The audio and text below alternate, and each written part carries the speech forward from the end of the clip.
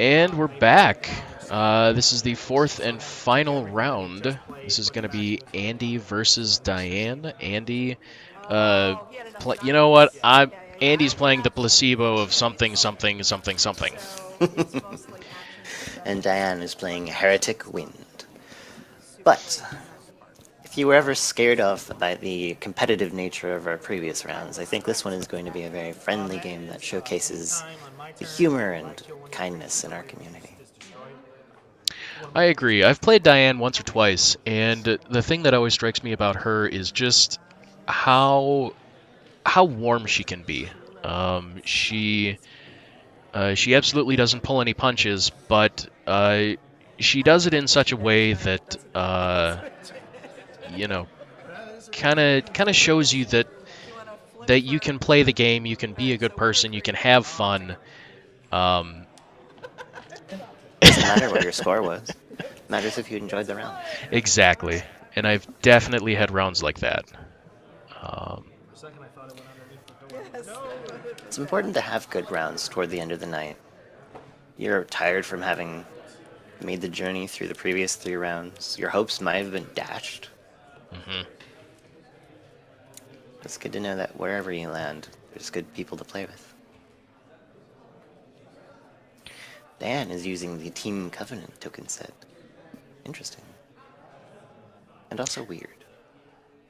Yeah. Also interesting is why they're sitting out in the middle of the table. That's something that they tend to do in Covenant videos as well. This is a power. I think this is a power move.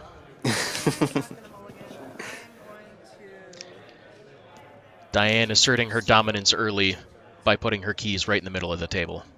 Yeah. Watch these get filled up. So you do nothing.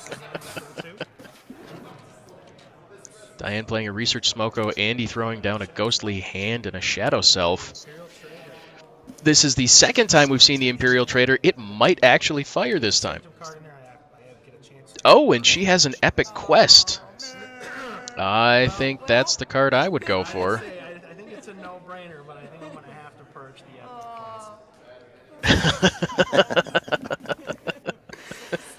Quest. So rare to actually get the Epic Quest off. So special. Now you don't even get the It's just about any key cheat. If I had the opportunity to purge it, I think I would take it. No matter how remote it is, that's definitely something that you don't want to deal with. So we've got Tabris, who's not NFL, doesn't have taunt. I remember that correctly. Yes. They're both champions, but they do different things. Mm-hmm. Champion Tabris has the fight ability to capture 1. Andy playing a Terror. She does not get the Ember. Diane missed a trigger to gain 1 from what looks like a mantle. No, protect the weak. So Tabris now does have taunt. Yeah, I was thinking about that too. I think there was a lore story about Tabris. Wasn't it Tabris? Duma. Oh, it was Duma the Martyr. That Duma makes the sense. Martyr. That is of course, in the story, she murders herself. Yes, it is a great story. If you want to dive more into the lore of Keyforge and the world that FFG is building up around it, I highly recommend the fluff pieces that they've been putting out. They do a really good job of developing the characters and the world, and it's always entertaining to read a story about a character and then go play with that character. I have a whole newfound respect for Dexter, as much as people don't like him after reading his background. I tell you, I get excited every time I see an Inca, because she's the storyteller for each of those stories. And I love her. Yeah, she's always entertaining. Tabris fighting the Shadow Self, capturing 1. And a Grey Monk and a Lord Golgotha coming down. He's kind of rare. He is very rare. I think I have 1 deck with him, and I don't get to play him that often. Lord Golgotha. Before fight, deal 3 to each neighbor of the creature that Lord Golgotha fights. 3 fates coming down. Fates destroys the 3 most powerful creatures. Unfortunately, no, he's gonna get Lord Golgotha. Choose that one, you think? I was gonna say, yeah, that only makes sense, Ow. right? Yep. That's Doesn't even get to Golgotha. it. Is this Hey, going to be the story of the game? That Andy just shoots down all of her Sanctum cards before she can do anything with them? if he's doing this right, yes. All right. There's a Grey Monk on the board. Those are always entertaining, always a pain in the butt to deal with. Grey Monk, of course, is the Sanctum card that gives every friendly creature +1 armor. Which includes himself, because it says friendly, not every other friendly. Kind of silly, but that's what I have to do right now. So I'm going to play Terms of Redress. Interesting choice by Diane to play the terms to capture 2. And I will Yeah, read she got an amber out of it. and that is all. She got an amber out of it, and she took Andy off a key. But if you take a look at her hand, she is sitting on a very large Logos hand. Reap with Snatch to return the Grey Monk to your hand.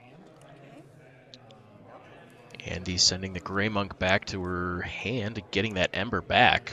Just reap twice. So much of the planning in this game, so much of deciding whether or not a turn was good, comes from knowing what was in your hand and what you've played. It's something that we miss out on. And there's really no good way to solve that for us. Well, I'm going to play Logo. No way for us to have analyzed all of their hands turn by turn. I will Diane finally going Logos. Hopefully she can cycle those cards out, get something else. She's got a Dr. Escatera, Twin Bolt Emission, Lab Work, and I believe that's a Titan mechanic. play Lab Work. And Lab Work coming down. What is she going to archive? I think I would probably throw that Shadows upgrade into archive. That's a Dusk Runner. Yes. I would absolutely put that Dusk Runner into archives until I have a creature out on the board that I want to put it on and use it immediately. Yes. I completely agree there. and then I will Interesting. She put the Titan mechanic into archives. play Well, Andy is really ahead in amber. Maybe she's thinking that it wouldn't be worth hit giving him the advantage there. Snudge for 2, and I'm actually going to destroy Research Smoko.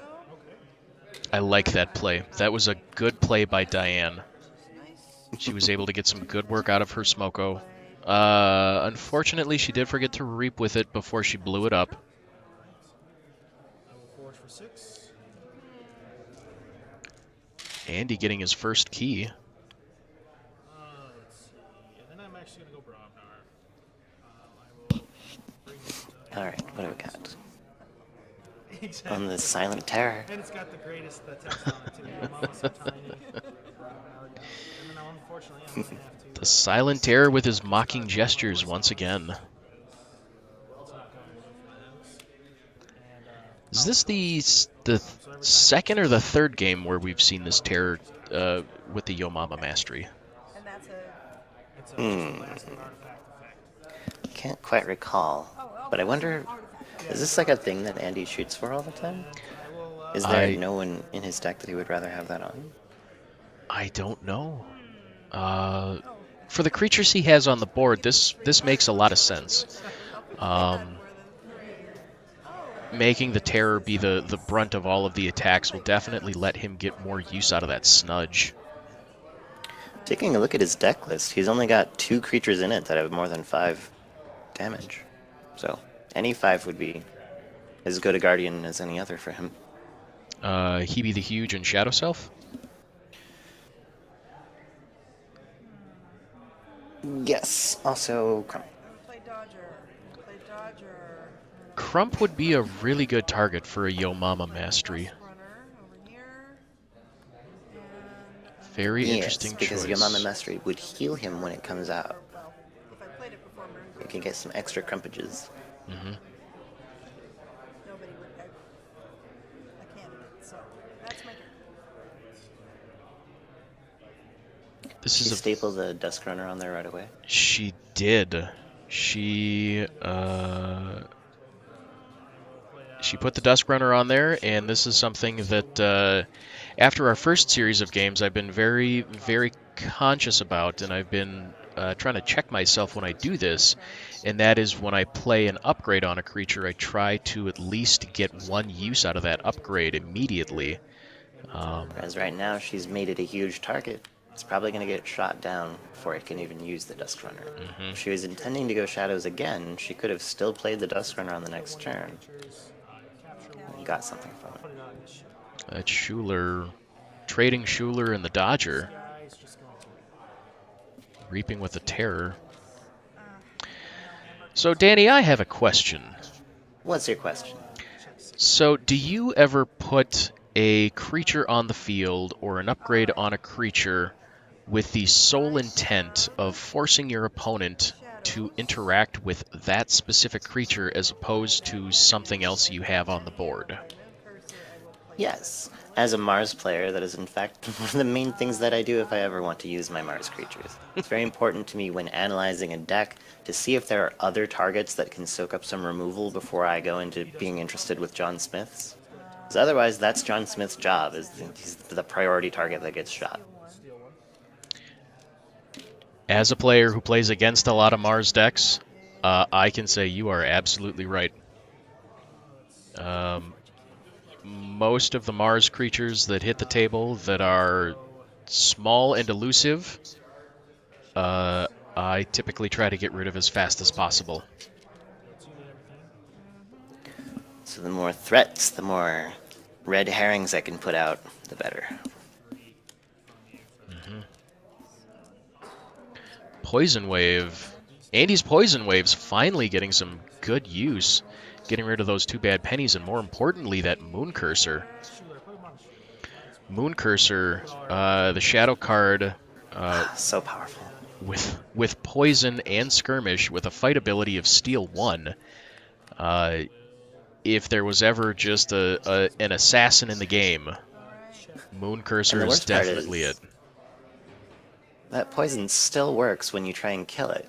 So no matter what, something's gonna get offed by Moon Cursor.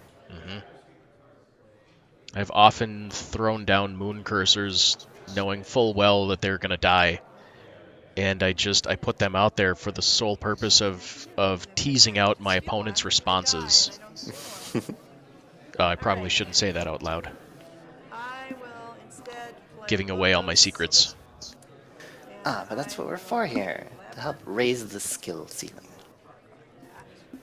And I will Lab work play going down again. I did not see what she archived. And I will play Pocket Universe. Looks like she got rid of her Sanctum cards. And that is my turn. Oh, and I will. She has a Pocket Universe. That's another of those cards that has an exact duplicate in another house. It does.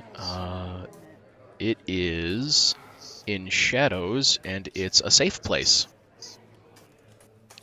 Pocket Universe and a safe place allow you to stash Ember on them and use that to forge.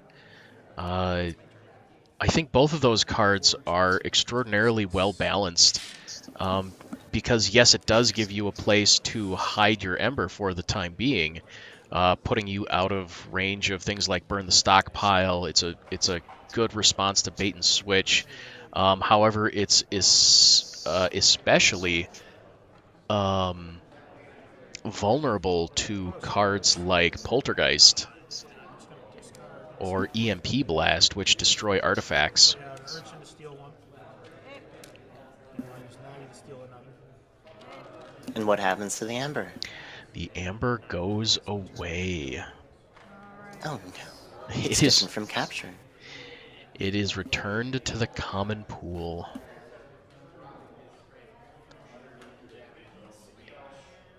Oh, Diane with two bad pennies and relentless whispers.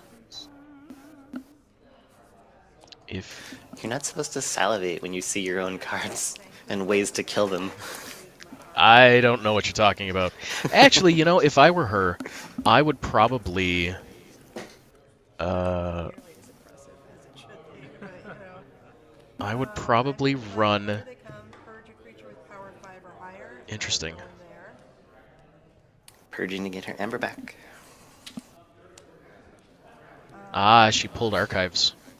Yes. I will She pulls a lot of archives. Spirit's Way, which destroys each creature with power 3 or higher. That was a very interesting choice, because she put herself at a disadvantage, especially with that Naughty still on the board. I wonder if she has a response. But getting rid of small creatures is not what Sanctum wants to do. Shield of Justice just for the Amber. She's ahead enough in Ember that she can get stolen once or twice and still be fine. I do believe that she is still working on her first key, where Andy is now working on his second. And I'm at check. Check. Back 2, 4, 6, 8, 9. Yes. She is at 9. So, if she can forge a key next turn, she'll be in a really good position. This is, of course, assuming that Andy does not have a solid response in his hand. Does that response start with a B? It might, and it might end in an 8 and switch. No, we're doing Brobnar, which does start with a B, so I still technically win.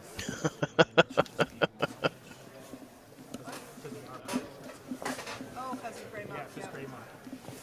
Grey Monk. Gray Monk, what an annoying card. Low mirror, like this, so you lose 2 because you're over 7. Lomir coming out, Get you out the key. making Diane lose 2. Fire Spitter, and unfortunately I'm just going to discard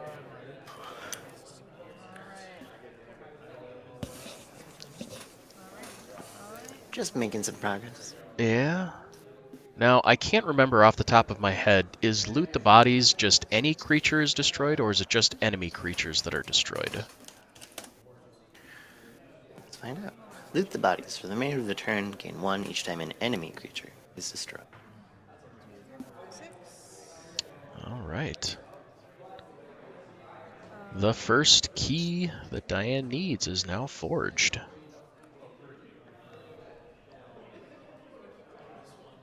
The longer she does not go shadows and deal with those bad pennies, or archive them, or figure out a way to discard them in some way, the more they are hurting her. I'm going to Relentless Whispers. Gain an Amber.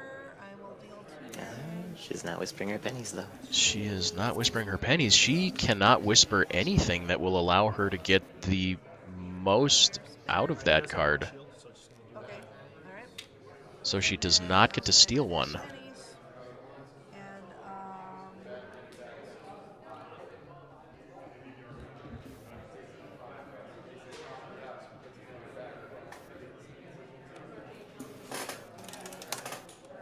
that's all.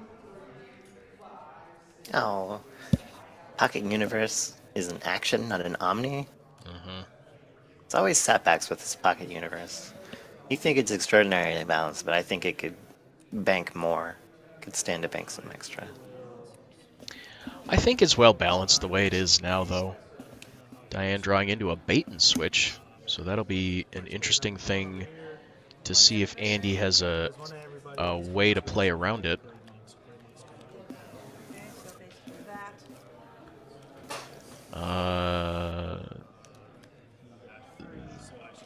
That was an incorrect play. and I do get to capture 2 or 3. What happened?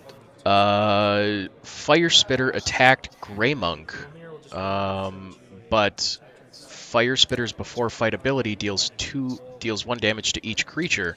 Each creature had 1 armor. The armor should have stopped the 1 damage, and instead Diane took the bad pennies back to her hand, thinking that they had died. Yes. The forfeit triggering before the Grey Monk left the table. Oh, that changes everything. Timing is hypercritical. Logos. I will lab work. How many lab works does she have? Apparently not enough. Logify.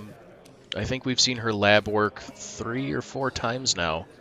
And she's just getting to the end of her deck.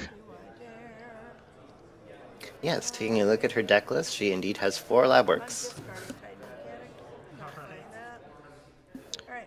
Getting rid of Titan Mechanic, I think that was probably the right thing to do. Titan Mechanic allowing each player to forge at -1.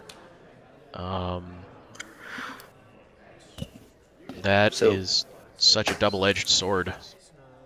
4 lab works and a research smoko in a deck with the epic quest should have meant she had a pretty decent chance of archiving enough knights. Mm-hmm. And he shot that out from under her right at the start. That was absolutely the right thing to do. Schuler, you don't have more than 4, so. Oh, okay, alright. Toxin. I really like the unconventional key cheats. Epic Quest, Key Abduction.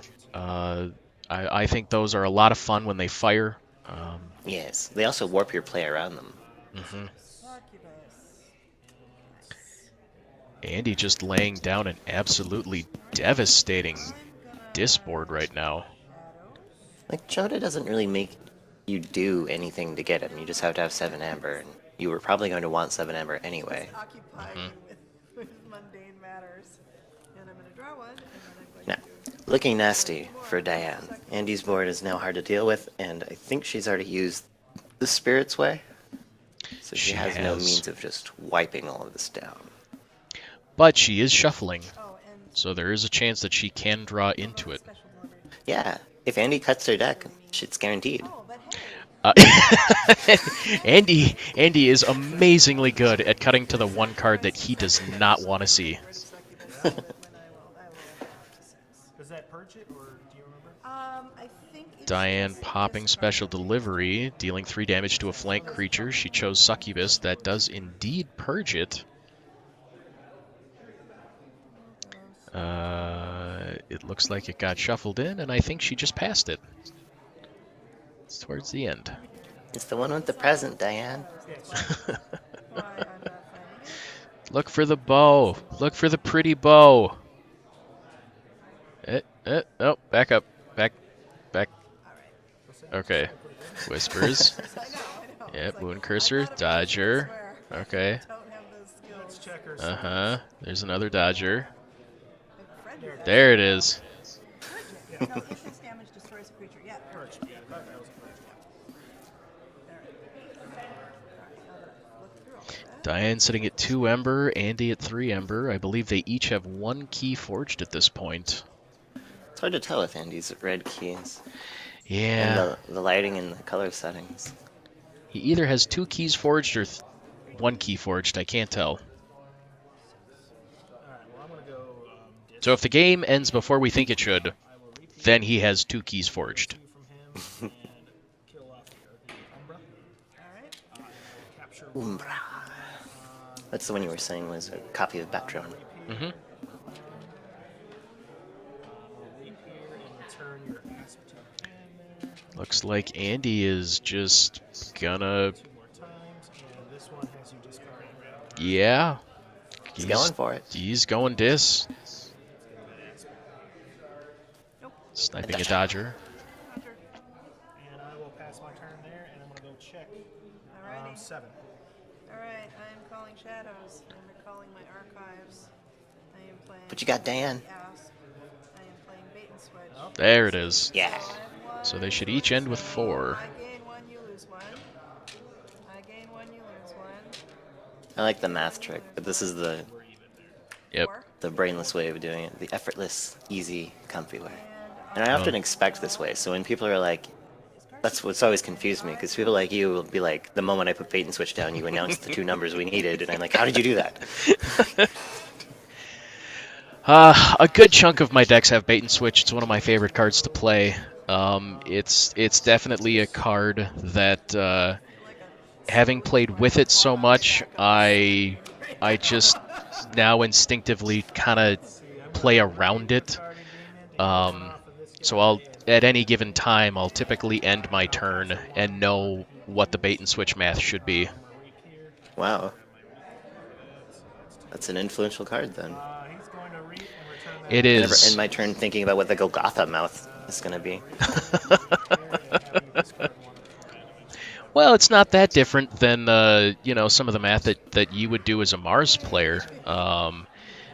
Ending your turn with 2 John Smiths, a Mega Mouth, and a handful of other creatures on the board, and a Crystal Hive. I'm sure you've already planned out, and you have an idea as to how much Ember you're going to get next turn, assuming everything survives. I don't think about the Amber so much as I think about what creatures that I should combo.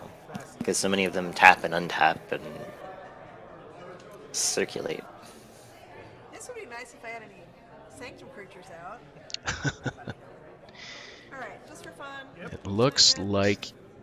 That was 2 keys. Yep. It looks like Diane is just playing this one out. You never know. That. And then I'm going to. That's so true. Sometimes you definitely know. But it's still worth doing anyway. And I'll play Fog Yeah. Fly. I have definitely had games where I played out my last turn just because I thought it was going to be really fun, And I'm a check. and just to see how much Ember I could generate. Well, good game. Gotta say that pulling that. Andy getting his second win, Like turn 1, that's. and sniping, and Andy called it right there, sniping that epic quest turn 1. It's an interesting Did some serious work for him. deck. Like if it does, it's dead. Yeah. It's super So awesome. Placebo of Firstpath ends the night with 2 and 2. That's not enough for any chains on it. And then next week, we have another Archon. Well, it was next week for us. I don't know when we're going to get it shoutcasted. But that's going to be another Archon. And I wonder if we'll see any of the same decks. Next week is going to be an Archon shoutcast. We just need to figure out who is going to shoutcast it. And that is going to be me as the player, playing one of my favorite decks. And you should get to see some interesting little tricks. Some of the background, why I said that it's awful whenever you choose House Brobnar. Everyone else just rolls their eyes. Something like that. All right. I think with that, we're going to wrap it up here. Thank you so much for tuning in. And don't forget to like and subscribe and hit the bells and the buttons and the buzzers and leave us a comment. Oh, wow. and all that stuff and let us know what you think. So YouTubey, bro. I'm Are disappointed we like in actual myself. YouTubers now? I think so. I think so. We might be actual YouTubers. Oh, fuck, I'm a tuber. Yeah, you're a starchy root that grows in the ground, man. See ya, everyone. Bye.